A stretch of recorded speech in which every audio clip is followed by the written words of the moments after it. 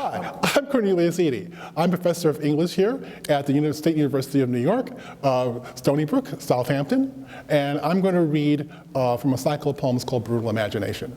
And the idea for that came from the news story of back in the 90s of a young white Southern mother named Susan Smith who killed her two children by placing them asleep in the back seat of their family car, pushing that car into a lake, and then jumping out of the car, letting them drown. She then went across the road to the first house she found and banged on the door and claimed that she had been car-napped by a vicious African-American male.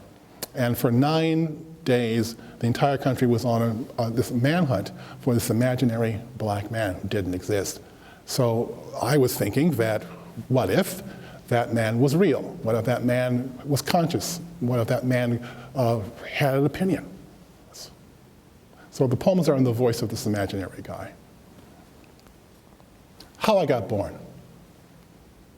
Though it's common belief that Susan Smith willed me alive at the moment her babies sank into the lake. When called, I come. My job is to get things done. I am piecemeal. I make my living by taking things. So now a mother needs me clothes and hand-me-downs and a knit cap. Whatever. We arrive bereaved on a stranger's step. Baby, they weep. Poor child. My heart.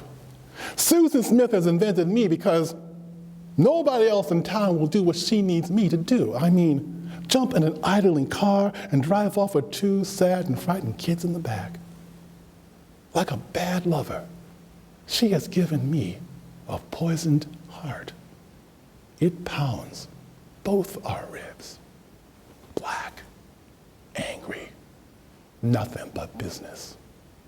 Since her fear is my blood, and her need part mythical, everything she says about me is true. Who am I? Who are you, mister? Well, the boys ask from the eternal back seat. And here's the one good thing. If I am alive, then so briefly are they. 2 boys returned, 3 and 1, quiet and scared, bunched together, breathing like small beasts. They can't place me, yet there's something familiar.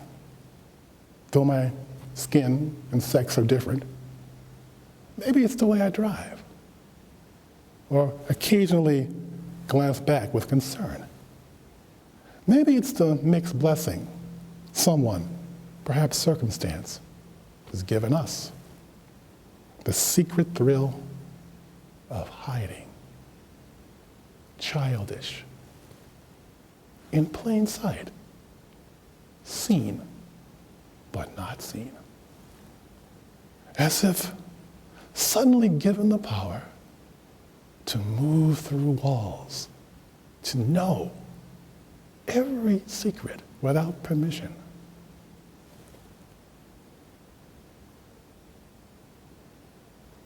We roll, sleepless, through the dark streets. But inside, the cab is lit with brutal imagination.